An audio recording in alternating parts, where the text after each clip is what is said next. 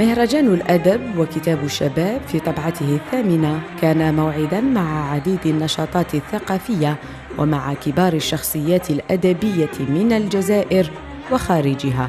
ومن ضيوف المهرجان الكاتب الكويتي سعود السنعوسي، هذا الشاب الذي فرض نفسه على الساحة الأدبية في الوطن العربي بإبداعه وتميزه وافتكاكه لعدة جوائز، أبرزها جائزة البوكر عن رواية ساق البامبو، والتي ستحول إلى عمل درامي عن قريب، وصاحب العمل الروائي الأخير فئران أم حصة، التي تتناول موضوع الطائفية الفتاك والتي تتنبأ بقدوم الطاعون لا محالة. الكاتب الكويتي سعود السنعوسي في هذا اللقاء الخاص لقناة الجزائرية.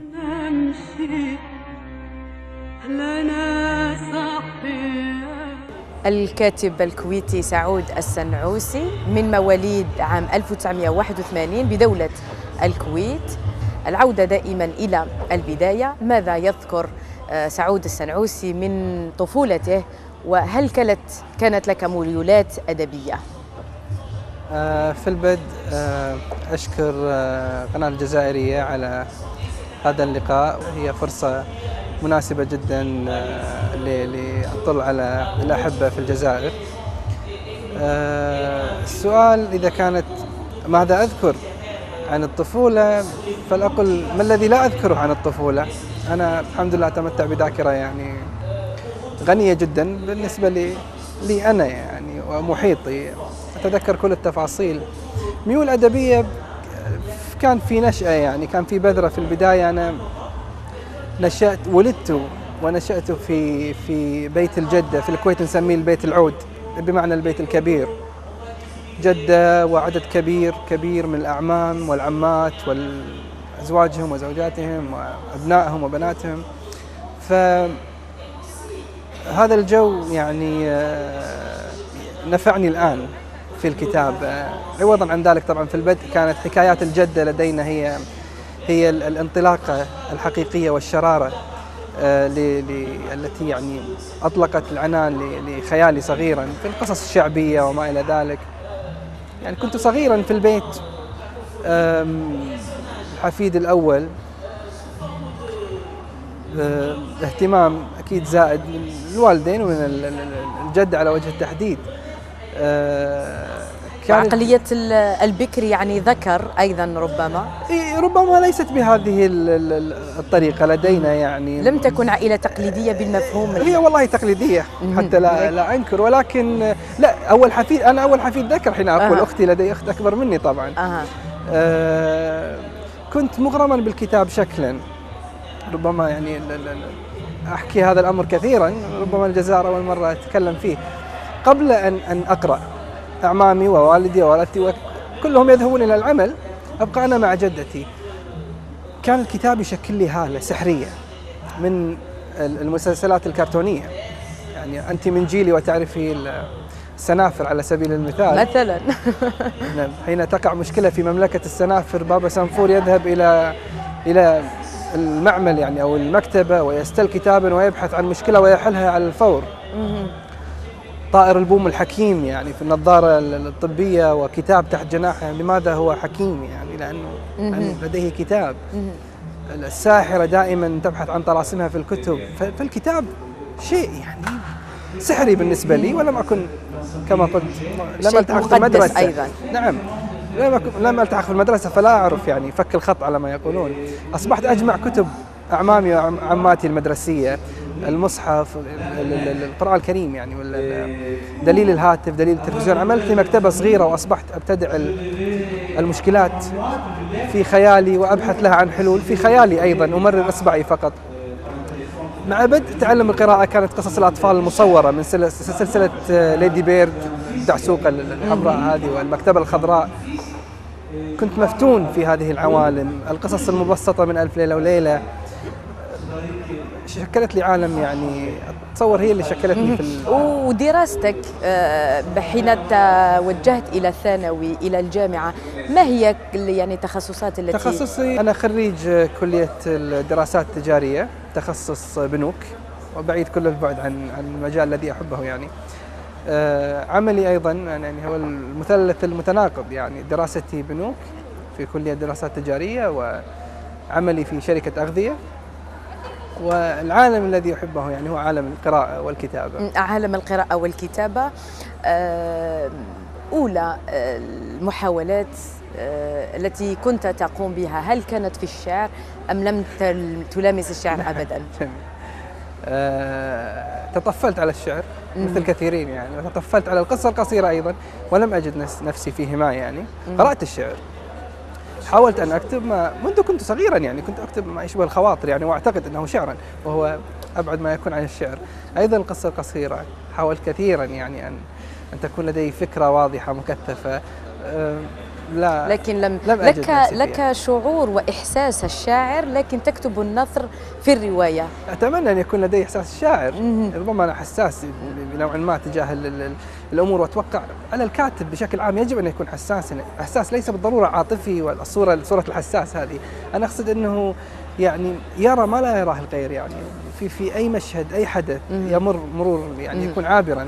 يفترض أن الكاتب دقيق الملاحظة، تلك الدقة التي تصنع تفاصيل ربما يعجز الإنسان الطبيعي عن كتابتها. أنا قرأت مرة أنه من أجل كتابة رواية لابد أن تقرأ 100 رواية. لن أتكلم عن الكم لكن ربما عن النوعية. ماذا قرأت؟ بماذا يعني قرأت الكثير. أنا حين أقف أمام مكتبتي اليوم بكتب الأطفال، بالكتب عديمة القيمة، بالكتب إن صح لي أن أقول أنها تافهة، بالكتب العظيمة أنا مدين لها كلها، هي اللي كونت شخصيتي وأكسبتني. الرواية العظيمة أقرأها وأتمنى أن أكتب رواية عظيمة مثلها. الرواية التي أراها لا تستحق تعلم منها أني يعني لا أريد أن أكتب شيئا كهذا. قراءاتي كثيرة، صعب أني أحدد. أنا قلت لك بدأت في مع قصة أدب الطفل، بعد ذلك في الميثولوجيا، الأساطير اليونانية، الإغريق، الأوديسا، الملاحم الكبرى يعني، الإلياذة وما إلى ذلك. بعد ذلك الشعر، ثم دخلت عالم الرواية. فتنت بالكلاسيكيات بدءا، ولا أزال بأمانة مهما نبحث عن نفسي، مهما أبحث عن التجريب والتجديد وما إلى ذلك، أحن إلى الكلاسيك الذي نشأت عليه. ربما تأثير هذا الأمر أيضا في كتابتي، في الكتابة. نعم. ربما أنت كاتب القضايا الكبرى، حتى أولى محاولة لك كانت عقب حرب الكويت والعراق في مطلع التسعينات. كتبت أشياء تقول أنها لم تكن تصلح يعني. طبعا كان عمري 9 سنوات. نعم. لا شوفي، أنا بطبيعتي في البيت كتوم، أنا لا أعبر عن مشاعري في البيت الكبير كما نقول. كنت أكتب 9 سنوات، عمري 10 سنوات، 11 سنة يعني. لو يزورنا أحد من أقاربنا من برا الكويت يعني من المملكة العربية السعودية على سبيل المثال، أكون فرحان بهم. لا أعبر، أذهب إلى غرفتي وأكتب زارنا اليوم تعوض ما تعجز عن. أفرح. مات اليوم عزيز. لو ضربني مثلا أحد أعمامي، ربما يسمعوني الآن ويغضبون، لا أستطيع أن أقول لعمي شيء، بس ربما أذهب وأشتمه على الأوراق أو أنتقم منه يعني. فضياع الوطن في ذلك الوقت أمر يعني أكبر من الصدمة بالنسبة لي، لا يمكن أن أستوعبه يعني. كثير من الأسئلة ظهرت لدي يعني، ما الذي حصل؟ فهنا بدأت أعبر، أكتب عن خوفي، عن قلقي، عن اشتياقي، لأن خرجنا فاشتياقي للبيت الكبير وإلى أعمامي وإلى يعني الأهل الذين يعني توزعوا على عواصم العالم. بدأت يعني بعد تلك الأسئلة بدأت أكتب ما يشبه شعرا يعني، وبالعامية أيضا يعني في اللهجة الدارجة. ومن ذلك اليوم وأنا أملك دفاتر، ينتهي دفتر وأبدأ بآخر، أعود يعني العديد من المحاولات. كتبت حاولت كما قلت تكتب في القصة القصيرة يعني حتى في الشعر. أول رواية كانت سجين المرايا سنة 2010 يعني الشيء الجدي الذي نشر. لكن تقول أيضا لأنك تعرضت لنقد أفادك كثيرا في الرواية الثانية، فكيف ترى تجربة يعني بعجالة سجين المرايا؟ سجين المرايا تجربة أولى، تجربة بأمانة لم أكن بتلك الجدية وأنا أكتب العمل. أنا لا أدري ما الذي يعني إذا كنت أكتب رواية يعني إذا بدأتها عمل صغير بدأته في 2007 وأتركه وأرجع وأتركه وأرجع، انتهى في 2010، وكان دافع الكتابة هو الكتابة، أريد أن أكتب. جاءت انتقادات على العمل، بالذات الأجزاء الأولى كانت بطيئة، والرواية حدث لا ينبغي أن تكون عبارة عن فضفضة. فكل تلك الانتقادات أثمنها وأقدرها جدا، لأنها نفعتني جدا في العمل الذي تلاه ساق البامبو. نعم، يعني كان صوت الناقد وصوت أيضا القارئ الواعي كان حاضرا معي أثناء الكتابة، وكأنني أسهبت هنا وكأنني أكرر مع التجربة الأولى. وأيضا في ساق البامبو أخذت ما اقتنعت به من آراء الناقد حاولت أن أتلافاها في فئران أمي حصل العمل الأخير. نعم. سنتوقف نوعا ما عند ساق البامبو. هذه الرواية يعني ورغم المحاولات التي سبقتها إلا أنه يمكن القول أنها كانت الميلاد، أو لنقل ميلاد كبير، يعني ولدت بها، وضعتك تحت الأضواء، جعلتك تعيش تجارب بقدر ما أحبوها هناك من انتقدها أو ربما من أزعجته. طبيعي. هذه التجربة كيف عشت سعود السنعوسي هذه التجربة وأنت شاب يعني ولا زلت شاب؟ طبعا عشتها بكل حالاتها سلبا وإيجابا، عشتها بفرحها، عشتها بوجعها، عشتها بصدماتها، ولكن الإيجابي بأمانة هي الحالة الطاغية كانت. كما قلت أنا صغير في السن، أنا تجربتي قصيرة، لا أمتلك ذلك الإرث الأدبي الكبير، كاتبا مغمورا، يعني بالكاد في الكويت البعض يعرفني، وربما الخليج، وربما ليس في الرواية، في كتابة المقال أيضا. تجربة البوكر بمجرد مع ساق البامبو بمجرد نقل يعني أو إدراك اسمي للقائمة الطويلة كان أمر مفاجئ بالنسبة لي، مع أساتذة كبار، يعني أساتذة يعني 5 أو 6 منهم كنت أقرأ لهم وأنا كنت صغير. فهي تجربة كبيرة بالنسبة لي. وفوز ساق البامبو في العمل أيضا في النهاية كان عمل صادم، يعني بقدر الفرح أكيد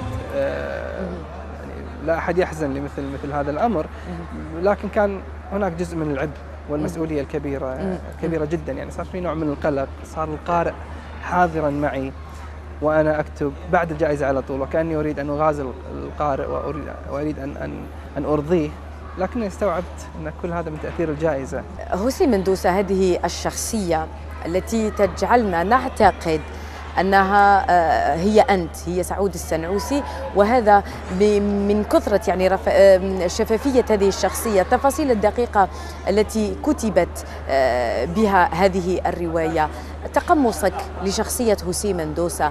هل يمكن القول ربما للأغلبية الجواب على هذا السؤال، لكن هل هي رواية حقيقية أم ضرب من الخيال هكا؟ يعني هذا السؤال لا أنزلق للإجابة عليه أبدا. في كل اللقاءات أنا أسأل هل هي قصة حقيقية ولا لا، أنا لا أجيب على هذا السؤال، سواء ساق البامبو وغير ساق البامبو.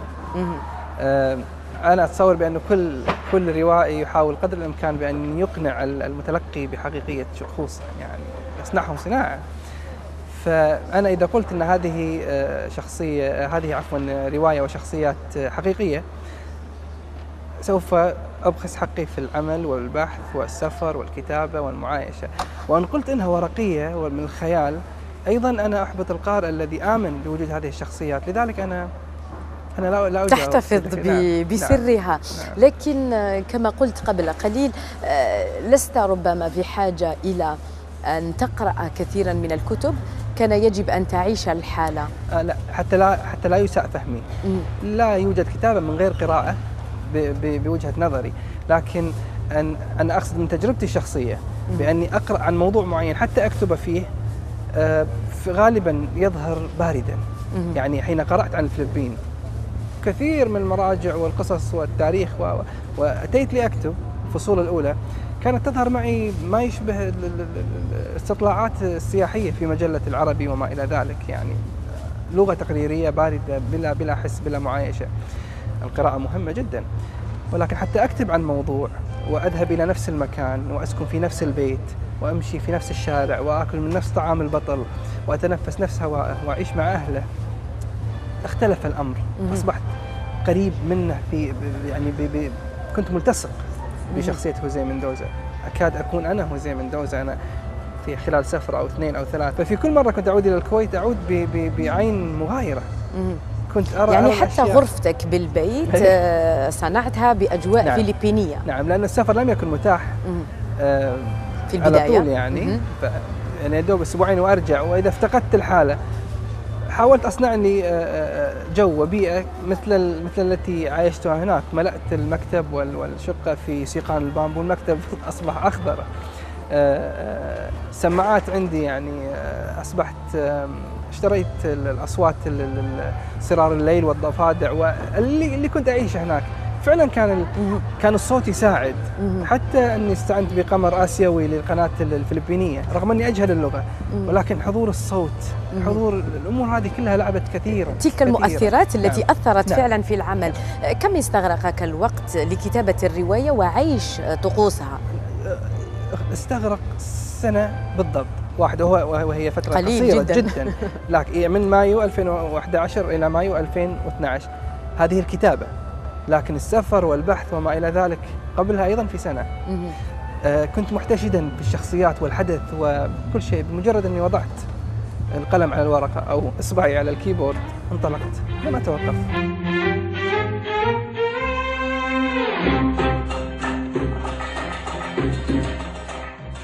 موضوع الهوية، كيف جاءتك فكرة أن تكتب عن العمالة الأجنبية يعني في دول الخليج، لكن بالخصوص في الكويت بتلك التفاصيل؟ يعني هي في البدء المسألة لم تكن مسألة هوية، لم تشغلني أبدا مسألة الهوية. كان هاجسي صورتنا لدى الآخر، كيف رآنا الآخر. وكيف جاءتك هذه الصورة؟ لأن جاءتني من هذه الصورة التي أراها، كيف يرانا الآخر، سواء كيف الآخر يرانا ككويتيين أو كخليجيين أو كعرب. من خلال السفر، من خلال القراءة، ما تقرأه، من خلال السينما الغربية، من خلال الآخر اللي موجود معك، سواء خادم، زميل يعني عمل. سؤال وجودي. سؤال لا أقول وجودي، سؤال لا أدري كيف أصنفه. لماذا نظرتنا أو صورتنا للآخر سلبية، طباعية، نمطية في الغالب؟ كنت أرفضها طبعا، أنا صغير وأرفض. نحن لسنا بهذه الصورة. يعني بعد سنوات أدركت أنه لا، فعلا في سلبيات يعني يجب الواحد أن يقف عندها ويتفكر. أصبحت أكتب المقال يعني بأنه الآخر ينظر إلينا بهذه الصورة لأن نحن كذا وكذا وكذا، يجب أن نقف عند أنفسنا. تذكر الظواهر التي يعيشها الكويتيون. بالضبط. لست الأول. رواية البامبو ليست الرواية الأولى التي تتحدث عن هذا الموضوع، أو لنقل ظاهرة العمالة الأجنبية، لكن كان هناك سر. ما هو؟ بعد المقالات، المقالة باردة بالنهاية يعني فكرة وتذهب. أردت أن أكتب رواية يتعاطف مع شخوصها القارئ حتى أمرر له ما أريد أن أقوله. حاولت أبحث عن آخر. من هو الآخر؟ هل هو الأمريكي أو الغربي؟ نحن معتادون على انتقاده لنا وعادي لا نتأثر. فيجب أن أبحث عن من نراه نحن دوننا، الخادم من هذه الجنسيات التي تعمل في الخدمة يعني، أو في النادل أو في الأماكن التي نرى أنفسنا أن احنا أفضل من الناس الذين يعملون فيها. فهنا جاء ممكن الإزعاج بأنه من انتقد هو من الجنسية التي تعمل لديك كخادم في البيت أو كسائق، وهي أكثر إيلاما يعني من أن يكون غربيا متفوق علينا في كل شيء. بقية الورطة أني كيف أستطيع أن أدخله البيت. يعني ممكن يكون زميل عمل، ممكن يكون أي شيء آخر، ممكن يكون أيضا خادم، لكن حتى الخادم هناك حواجز بيننا وبينه يعني. فجاءت فكرة أن يكون متشظي هوية، نصف كويتي نصف فلبيني، ومن خلال النصف الكويتي أنا أستطيع أن أدخله البيت والديوانية، مجلس الرجال يعني، وغرفة الجدة وغرفة الأخت. فهذا النصف الكويتي منحني مساحة كبيرة لأنكشف على هوزيه مندوزا، لينتقدني كما أنا. نعم. وهل تغيرت الأمور يعني من مرحلة الثمانينات، لأنها الرواية تصف الأوضاع في مرحلة الثمانينات منذ الثمانينات وحتى 2011 يعني هي المرحلة ليست بعيدة. لم تتغير أمور كثيرة، ربما جيلي يعني أكثر لنا حظا وافرا يعني من الاطلاع، فالتعصب لديه أقل في هذه الأمور. وهل تناول مواضيع مثل هذه في الأدب يمكن أن من شأنه أن يغير الأوضاع أو العقليات؟ سؤال موجه، وكأنك تسألينني عن جدوى الكتابة، وهذا هاجس. هل كتابتنا مجدية؟ إلى حد ما هي مؤثرة، لكن أنا لا أستطيع أن أقول أني أنا أكتب رواية وأغير فيها العالم أو أغير فيها حتى شريحة من الناس. يعني حتى التغيير المباشر لا يكون عن طريق من الكاتب المبدع الفنان إلى المتلقي رأسا. أنا أؤمن بما يقوله الراحل توفيق الحكيم بأن الفنان أو المبدع ليس مصلحا، إنما هو مصلح المصلح. بالفعل. وإذا بحثنا عن المصلح فهو رب الأسرة، صاحب القرار، رب الأسرة، المدير، رئيس القسم، الوزير، نائب البرلمان، وإحنا رايحين في السلم. فلو كانوا هؤلاء الناس يقرؤون ونستطيع نحن أن نؤثر عليهم سوف يكونون هم مؤثرون أيضا. تخيلي أعضاء البرلمان كلهم من القراء، مش كلهم، نصفهم من القراء، يتأثرون بما يكتب، يقتربون من إنسانيتهم أكثر من خلال القراءة. كيف سيفهمون الواقع أكثر؟ الله بالضبط. أما أني أنا أنزل للشارع برواية، كم عندنا القارئ؟ أيضا النسبة ليست كبيرة، مع ذلك يوجد تأثير. يعني أنا في إجازة ماضية حين يصل لي رابط على الإنترنت بأنه امرأة كويتية تمسك بالهاتف وتصور، هي لا تظهر بالصورة، خادمتها تظهر في الصورة، بأن خادمتها تمسك ما يسمى بالسمارت فون، الهاتف الذكي، وتتحدث مع أبنائها في الفلبين الذين أيضا لديهم هاتفا ذكيا.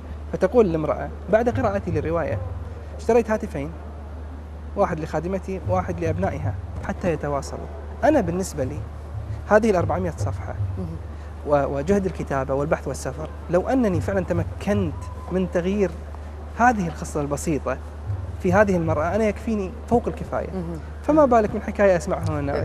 لكن ارتقاء بالإنسانية يعني بشكل لكن عالي، تأثير محدود جدا يعني. من خلال رواية ساق البامبو كما يقال ضربت 10 عصافير أو عصافير عدة بحجر واحد. لم تتناول فقط قضية واحدة، كانت العديد من القضايا التي تجتاح المجتمع العربي الخليجي والكويتي بصفة خاصة، يعني انخراط المرأة في الشؤون السياسية، حتى قيمة الأجنبي في الكويت وغيرها من التسلسل في السرد. كيف استطعت التحكم فيه؟ هو ما منحني هذه المساحة وهذه الحرية بأنني أنا أتكلم عن ولد شاب يكتب سيرته الذاتية منذ كان في الفلبين 18 عاما، جاء إلى الكويت، كيف رآنا؟ الأمر لا يحتاج إلى تعقيد. البعض يسأل يعني أنت تكلمت عن كذا وكذا، أنا أتكلم عن سيرة ذاتية. هو جاء نظر إلى هذا الأمر، شعر بهذا الأمر، فكانت عندي مساحة كبيرة لأتكلم عنها من عين هوزيه وليس من عين سعود. لو مشاكل مجتمعي كما أراها أنا أستطيع أن أكتبها، لن يكون مقنعا الأمر بالنسبة للولد الذي يعني عاد حديثا إلى الكويت.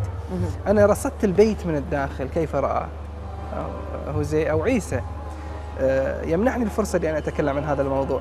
أنا قلت لك هوزيه أو عيسى، أيضا هذا أمر أستغرب منه، لأنه طبعا هي الشخصية لها اسمين، هوزيه بالفلبين وعيسى في الكويت. مسيحي مسلم بوذي أحيانا بسبب صديقة، في الفلبين ينادونه الأرابو أي العربي، وفي الكويت نادوه الفلبيني، لديه مشكلة انفصام. بالضبط. الغريب بأنه نحن نصر أن نقول له هوزيه حتى بعد أن خلصنا من قراءة الرواية. فأنا الأصل وكأنه يعود إلى الله. هنا أنا أستغرب بأن قرائي لدينا يعني أستطيع أن أميز هو مع الظاهرة أو ضدها. من يتكلم يقول لي هوزيه، في الغالب أشعر بأنه هو يرفض عيسى في الكويت فيقول هوزيه، يتحدث عنه بصفة الغريب، في حين الناس التي تتعاطف معه دائما يقولون عيسى.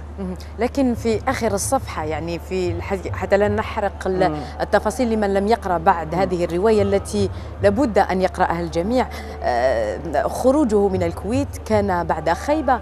هو يؤمن أنه يحب الكويت ولا بد أن يعيش في الكويت، لكن لا مكان لك. حاول أن يكون في الكويت، لكن تلك الخيبة أرجعته إلى الفلبين. أي، ولكن هل هذه نهاية؟ أنا أسأل، هل هذه نهاية؟ طب هو عاد وعمره 20 سنة، شاب لم يبدأ بعد. ربما يعود ويجب أن يعود. ماما غنيمة الجدة سوف تموت ولديه ميراث، ولديه أمور أخرى، أنجب طفلا لديه حقوق في وطن أبيه. فمسألة القارئ الذي تحسس من النهاية بأنه لماذا ترك وعد، نحن في أول مشوار يعني، هي ليست نهاية. حين كتبت الرواية قبل نشرها وقبل فوزها أكيد بالجوائز، حين كنت تقدم ربما النسخ لمن حولك من أجل ربما الآراء، ماذا كانت انطباعاتهم؟ كانت قليل محدود، الأشخاص يعني محدودون الذين قدمت لهم المخطوط، يعني منهم الأستاذ الكبير الروائي إسماعيل فهد إسماعيل في الكويت، والأستاذ أيضا الكبير الأستاذة ليلى العثمان، هم من اطلعوا أو من اطلعا على المخطوط، شجعاني بشكل كبير. الأستاذ إسماعيل فهد إسماعيل يعني عجب العمل، خصوصا أنه هاجر بعد الاحتلال قرابة 7 سنوات أو 6 سنوات إلى الفلبين ولم يكتب عنها. يعني وكأنه رأى جزء من حياته في العمل في الجانب ما يخص الجانب الفلبيني، والأستاذة ليلى عثمان أيضا. حصلت من الدعم الكثير. وحين كنت أو أنهيت من كتابة الرواية، هل كنت تعي بالشيء الذي كتبته يعني؟ لا أبدا، حتى الآن. نعم. حتى بعد الجائزة بأمانة. يعني لا أريد أن أقول أن لا أحب العمل، أنا أحب الشخوص وأحب، ولكن أيضا الآن لست راضيا عنه تماما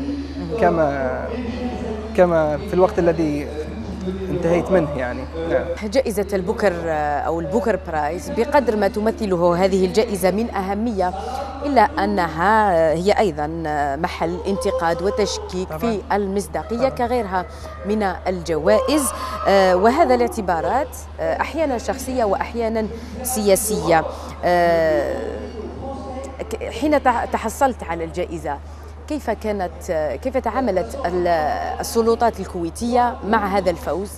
يعني على مستوى الدولة كان الأمر كبير بالنسبة لي، ربما يكون الفرح اللي حصل مبالغا فيه أيضا. أنا فوجئت يعني من استقبال في المطار ومن تكريم على مستوى الدولة وما إلى ذلك، كان في نوع من الفرح الشعبي فلنقل. أنا أعزو الأمر إلى أسباب أخرى، وليس لأن سعود السنعوسي فاز أو ساق البامبو أديب ميلاده أديب كويتي. لا. أنا لا أعتقد فقط هذا الأمر، أعتقد نحن نشتاق إلى الفرح. مرينا في ظروف سياسية تعبانة جدا، فأتى الإعلان عن ساق البامبو في وقت شبه يأس، فلذلك كان رد الفعل يعني حتى الناس التي لا تقرأ، التي لا تعرف سعود، التي لن تشتري أيضا الرواية، فرحت جدا. كان يقول وكأن المنتخب الكويتي يعني حقق انتصارا.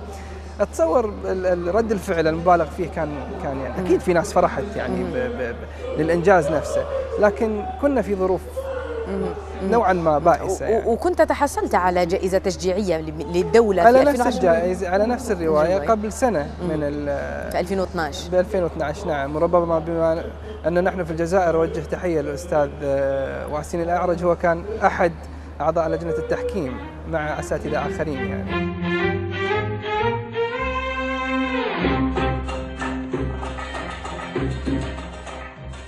هل سيتخلص الأدب من هذه القيود؟ أنا لا أدري ما هي القيود، يعني من خلال تجربة شخصية حتى لا أعمم. أنا لا أحب أن أنظر، أنا حين أتحدث عن شيء أتحدث عن تجربتي المتواضعة.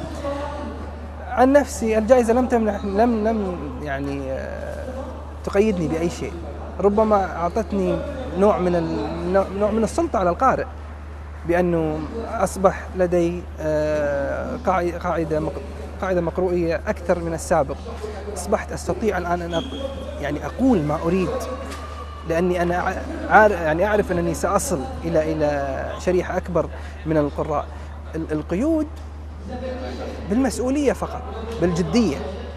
القارئ مرعب، القارئ مرعب. أنا لا يعني لا أخفي هذا الشيء، إنه في خوف من القارئ كيف سيستقبل العمل، لكن أيضا في نفس الوقت أنا أريد أن أقدم ما أنا أريد أن أقدمه. أحيانا يعني وأنا أكتب أعرف أن في أمور تزعج القارئ، لكن أنا لا أريد أن أغازلك، أنا أريد أن أزعجك، أنا أريد أن أستفزك، أنا أريد أن أوجعك مثل ما أنا مستفز وموجوع فمسألة القيود لا يعني حتى لم أشعر بها أمانة. القيد في البداية طبعا نعم، في شهر شهرين 3 4 بعد الجائزة كنت مكبل تماما، يعني أمر جديد علي، من الظلام إلى النور. يعني فجأة أنا سفر وجمهور، أذهب إلى جمهورية مصر العربية، كمية قراء، أمر جديد علي. ومصر من الذي يدخل مصر؟ نقول يعني إحنا من الذي يدخل مصر؟ يمسك رواية ويدخل مصر أمر صعب. عوضاً عن مصر المغرب العربي، يعني إحنا شبه قطيعة يعني. فكان أمر كبير. جائزة البوكر أخرجتك من الكويت؟ من الكويت ومن الخليج، يعني كان في دول يعني لم أفكر أبداً أن تقرأ ساق البامبو، وبالتالي فئران أمي حصة الرواية التي بعدها أن تنتظرها. يعني اليوم أنا في الجزائر كان عندي تجربة سابقة يعني في نوفمبر 2013 كان الأمر جديدا ربما. اليوم أيضا تصور إنه ناس تأتي، يعني أنا متعود في الكويت صغيرة جدا، يعني الحدود ساعة ونص. أنا أمس واليوم وقبل أمس ناس تأتيني من 300 و400 كيلومتر لتقول لي كلمة طيبة أو وفي حتى من قرأ فئران أمي حصة ومن يعني قرأ لحداثتها بهذه السرعة بالضبط. يعني أكيد يعني لا أنكر أن الجائزة هي أعطتني هذه الأمور. العمل يستحق لا يستحق هذا أمر عند القارئ وأنا أتقبله. من قال لي لم أستطع أن أكمل 3 صفحات ولا 4 صفحات أقول أنا آسف، يعني بس أتمنى أنك تقول لي السبب. أنا يعجبني الناقد أو حتى القارئ الذي لا يعجبه العمل ويقول لي قل لي أنه تافها، لا أزعل أبدا. أزعل فقط لأني حملتك مسؤولية القراءة ولم يعجبك العمل، لكن قل لي لماذا العمل تافه، عمل مترهل، لماذا مترهل؟ أريد أن أستفيد يعني. نعم. لكن لم تشكك يوم ربما فيما كتبت، أنت تثق فيما تكتب لا؟ أثق تماما. ربما لا يعجبني الأسلوب، يعني ليتني قدمت ذلك على ذلك، لكن بشكل عام أنا غير نادم. ترجمة الرواية إلى الإنجليزية تساعد، أو ترجمة بصفة عامة تساعد على الانتشار إلى انتشار خارج يعني في الدول الغربية. لم يكن لها نفس الوقع في العالم العربي. هل لأننا عرب نعيش هذه المظاهر أم لأن اللغة العربية كانت لغة لها سر وسحر؟ الترجمة لا أستطيع أن أقيم التجربة لأنه حديثة 2 3 شهور يعني بالكثير، لم تأخذ حقها. وأيضا الترجمة إما تعني شيء كبير أو لا تعني شيء بالمطلق. قد يكون العمل عربيا حقق شيء عملي، أو أعمال أخرى كثيرة يعني أعمال عظيمة عربية ولا تحقق شيئا عالميا. نحن مشكلتنا أنه أي عمل يترجم إلى الإنجليزية فلان أصبح عالميا. غير صحيح هذا الكلام. هو فقط يساعد على وربما لا يساعد، ربما لن تقرأ، ربما لا تقرأ. هناك من الكتاب من يترجم أعماله ومن يدفع للترجمة أعماله، ولكن لا يوجد قارئ. يعني حتى ساق البامبو أنا لا أعول على الترجمة أنها ممكن تقدمني في مكان آخر خارج العالم العربي، إلا إذا فعلا استطاعت أن تحقق قاعدة قراء. نعم. بطل الرواية فلبيني، القارئ الفلبيني فلبيني كويتي أكيد تفاصيل دقيقة جدا. أقول الجزء الثاني يعني من الجنسية أو من البطولة. فلبيني، كيف يتلقى الفلبيني؟ وأنت أكيد قرأها العديد من الفلبيين، كيف يرون أو يحللون هذه الرواية؟ الغريب أنه عكس الذائقة الكويتية والخليج. يعني في الخليج تفاعلوا أكثر مع الشق الفلبيني، بأنه كان أكثر غنى، وكان جزء جميل 200 صفحة اللي في الأول يعني، في حين أن الجزء الكويت كان باردا. المسألة مسألة جدة، أنت كويتي والأمر ليس جديدا عليك. صح، اكتشاف، تعرف كثير من الأمور، فشعرت بأن العمل أصبح رتمه بطيئا، في حين الفلبين أنا قدمت لك عالم جديد عليك، فأنت تفاعلت معه وأحببت هذا الجزء. الغريب في الفلبين من قرأ العمل في الإنجليزية، طبعا هم يقرأوا في الإنجليزية، كان الرأي معاكس مغاير تماما. الفلبين جميل وكأنك تحكي بصوتنا يعني، ولكن كنا نعرف كل هذه الأمور، أما حين وصلنا للكويت بهرنا بعالم لا نعرفه أبدا. القراء اليوم من قرأ في أوروبا في لندن يعني مثلا ساق البامبو الإنجليزية يقول كان أكيد ليس الجميع ولكن من الآراء التي يعني وصلتني بأنه كان هناك في توازن، يعني هنا عالم جديد وهنا عالم جديد، الكويت والفلبين، فالأذواق تتباين أيضا. بعد ساق البامبو وكل ما جاءت به هذه الرواية من مشاعر واختلافات أكيد في الأحداث، كيف كان انشغالك على العمل الموالي أكيد في أران أمي حصة؟ وكلنا يعلم بعد الحصول على جائزة ولا بعد كل نجاح الضغط الذي يسقط على المتوج أو صاحب الرواية المتوجة. في البداية كتبت أكثر من عمل، لم أنجزه طبعا 20-30 صفحة وأتركه وأرجع أقرأ وأجد أنه لا يشبه سعود، يشبه القارئ بشكل عام. شعرت بأني كأني يعني رحت أنجر وراء الجائزة والأضواء وما إلى ذلك، وأريد أن أحقق شيء للقارئ. أزعجني الأمر كثيرا. تركت طبعا الكتابة لعدة أشهر يعني، وكان موضوع في أران أمي يحصص الاقتتال أو الصراع الطائفي الشيعي السني في الكويت يشغل بالي كثيرا بما يحدث في المنطقة يعني بشكل عام. حين بدأت العمل في البداية كان الأمر صعب، كنت لا أزال هزيم مندوزة في الصفحات الأولى، كان الأمر ثقيل علي. بمجرد ما أن تحرك الحدث معي خرجت من ساق البامبو، خرجت من جائزة تماما لا تعني لي شيء، يعني أصبح يزعجني الأمر حين يقال أن سعود سنعوسي صاحب البوكر. لا، ساق البامبو صاحبة البوكر، ابعدوها عني.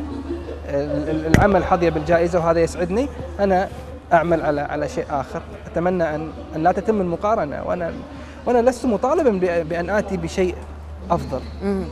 مثلا من يحدد الأفضل؟ القارئ، أنا ناقد الذائقة العامة، وليس الجائزة بالفعل، وليس الجائزة. أنا وصلت إلى قناعة أريد أن أقول ما أريد قوله بالشكل الذي أريد أن أقوله. نقطة آخر السطر. في أران أمي حصة لم تتوج بعد، لكنها بين المنع والحظر في الكويت. أين وصلت أمورها؟ منع مع الأسف. كان الأمر مؤجل، هي ليست ممنوعة وليست مفسوحة كما يقال. من لجنة إلى لجنة، مؤخرا قبل أسبوع، أكثر من أسبوع بقليل، وصلني القرار الأخير بأنها ممنوعة. كيف كانت ردة فعلك يعني، خاصة وأنت تعيش في الأيام الأولى وهي ذاهبة إلى طبعتها السادسة أو السابعة؟ الباكي اللي لا أريد أن أتحدث، لا أريد أن أجيب. ممكن أن أجيب في تلفزيون في الكويت، لا أريد أن يعني لا أريد أن أتحدث. لا تريد أن تتحدث عن أمر مزعج. لا أنا أقصد لا أريد أن الرقيب العربي ماذا تقول عنه؟ الله يكون في عونك، لأنك لا تملك قرارك، أنت تمنع لأنك لست أنت الرقيب، لأن مجتمعاتنا العربية هي الرقيب الحقيقي. أنت تمنع لأنه خائف، ربما لأنك خايف من رد الفعل، حتى لا يأتي واحد يقرأ رواية ويقول كيف أفسحها الرقيب، فأنت تمنع رواية على عنوانها، على غلافها، على كلمة مجتزأة من سياقها. أنت لا تملك شيء، يعني كان الله في عونك. أتمنى أن تملك شجاعة يعني. الكويت في مرحلة سابقة في السبعينات الثمانينات، وبالحديث عن الحركة الثقافية لم يكن ما يشبه هذا. نعم، كان الجو أكثر، كان صحي، كان البرلمان حقيقي أكثر، كان مثل كل الشعوب العربية. نحن في ردة يعني. كان الفن فن، كان المسرح مسرح، كانت الحرية حرية إلى حد كبير، حتى لا أقول. والكويت كانت بوابة كانت بوابة. نعم، استقطاب العرب المبدعين لمن ضيق عليهم في بلدانهم، فكانوا يأتون إلى الكويت. نتحدث عن أحمد مطر، ضيق عليه في بلده، أفسحت له الكويت، يكتب ما يشاء. ناجي العلي وحنظلة في كل يوم في جريدة القبس في الكويت يقول ما يشاء عن الكويت وعن فلسطين وعن المنظمة وعن ما يريد. فكان في حرية حقيقية يعني. ممكن مؤلم شوية أن لما نقارن يعني أن تضييق يعني من حريات لنا ولغيرنا في ذلك الوقت إلى وقت يعني صارت تضيق على أبنائها. عن رواية فئران أم حصة تقول الكاتبة الكويتية بثينة العيسى: فئران أم حصة رواية مكتوبة بقسوة لكنها قسوة المحب، رواية تحذيرية بامتياز، وسؤال وين رايحين لم يعد سؤالا طرفيا. الرواية تضعك في مواجهة صريحة ومباشرة مع نفسك، ولأنها حقيقية جدا تشبهنا جدا فهي رواية لا تحتمل. يعني شهادة كبيرة من أخت وزميلة مجايلة في مثل سني، ونادر ما يظهر هذا الأمر. يعني أسعدتني أكيد برأيها الأستاذة والزميلة بثينة العيسى حين قرأت العمل. لا أدري ما أقول يعني هي وحتى عبد الوهاب الحمادي، نعم. ويعني تصنعون جيل يحاول أن يكسر ربما الركود الذي عرفته مرحلة التسعينات. كيف تواجهون هذه مع بعض؟ يعني نحن نتواصل باستمرار يعني مع بعضنا البعض، لدينا رؤى، لدينا هاجس حقيقي كجيل شباب يحاول أن يملك مزيد من الحرية، ونحن بشكل أو بآخر نملك حرية لم يملكها أيضا جيل الرواد في وقتهم. يعني اليوم في مواقع التواصل الاجتماعي وتويتر وكسر كثير من القيود. يعني أصبح اليوم حين يقال هذه رواية جريئة، هي ليست جريئة، اذهب واقرأ ما يكتب في الإنترنت. مشاكلنا اليوم أكثر كجيل، يعني فنستطيع أن نكتب عن مشاكل أكثر، قضايا أكثر. يعني ربما في وقت من الأوقات الرواية محصورة في زمن الكويت القديمة، بيوت الطين، زمن ما بعد النفط، والحياة كانت بسيطة، فهمومها بسيطة ومواضيعها بسيطة اجتماعية، قصص حب وما إلى ذلك. اليوم لا، أصبحت قضايانا مصيرية يعني، ونحن جيل مهموم أكيد في قضايا وطنه الصغير، وطنه الكبير، وطن عربي أكيد. على ما تشتغل حاليا بعد أكيد فئران أم حصة؟ لا أزال يعني في طور كتابة الملاحظات. يعني هنا أنا أشعر حتى الآن بأن فئران أم حصة هي القضية الكبرى التي خنقت جدا جدا. يعني وضعت فيها جزء كبير من همي يعني وقلقي وخوفي على بكرة كما نقول، وين رايحين. الآن هناك قضايا صغيرة لا أدري ما الذي سيستفزني، يعني أجمع الملاحظات وأعايش هذه وهذه وهذه، متأكد أن الموضوع سيختار نفسه يعني. نعم. ألا ترى أنك تستفز أو أصبحت تزعج السلطة بما تكتب؟ لا إن شاء الله لا. إن شاء الله لا. إن شاء الله لا. لا مثل كما قلت يعني في ساق الباب الدولة كرمت العمل. أنا بعد الفوز بالجائزة وصلتني برقية من سمو الأمير. ألن يسحبوا منك الجائزة بعد فئران أم حصة؟ لا لا لا تصل حتى المنع لا يعني شيء، يمنع اليوم وبكرة نعم. نعلم أنك لا تعبر كثيرا لكنك تكتب، وربما هذا ما ستكتبه. كيف ترى التحولات السياسية في المنطقة العربية؟ سيئة جدا، حتى ما يسمى بالربيع العربي يعني اتضح أنه فصل خامس. هذا فصل لا يشبه أي فصل. بقدر ما تحمسنا في البداية وشفنا الشعوب تعبر عن إرادتها، ولكن يبدو أن الأمر لم يكن عبثيا ولم يكن عفويا فلنقل. يعني أنا أطالب يعني دائما من الأسئلة، يعني يجب أن تكون لديك رؤية، يجب أنا لا أخجل بأن أقول أنا لا أدري، والله أنا لا أدري. أنا أعرف أن نحن نتجه إلى الأسوأ. كيف لا أدري؟ تقسيم لا أدري بس الله يسهل. نعود إلى الأدب. هل أنت مطلع على الأدب الجزائري؟ مؤخرا أكثر. في السابق كانت يعني أيقونات فلنقل، يعني كانت تصلنا أكيد في المشرق العربي. في الخليج كنا نقرأ رحمة الله عليه الطاهر والطار، الأستاذ واسين الأعرج، أحلام مستقانمي حققت عقائد قرائية كبيرة. أكيد من خلال زياراتي للمعارض ألتقي الزملاء والأساتذة من المغرب العربي بشكل عام. أنا أعود إلى الكويت محمل بالأعمال، وكثير من الأعمال الجميلة، وكثير من هذه الأعمال يعني صعب أن يتعرف على أصحابها لولا هذه الزيارات. كما أن الجوائز ساهمت من خلال القوائم كثيرا، بأنه اليوم في القائمة الطويلة في واحد جزائري، 2 جزائريين، 1 مغربي. حصل نوع من التقارب لم يكن متاحا من قبل. نعم. الكاتب الكويتي سعود السنعوسي، كلمتك الأخيرة لقراءك في الجزائر، في المغرب وفي الوطن العربي. يعني أتمنى أن أكون عند حسن الظن، أو كتابتي تكون عند حسن الظن، حسن الثقة يعني اللي يعني اللي أعطوني إياها. لا أدري، أنا ممتن لهم كثيرا.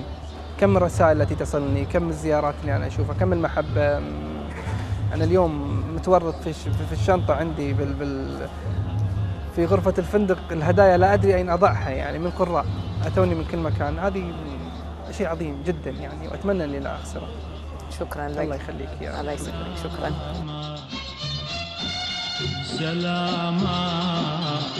سلامات ريتك سلامات،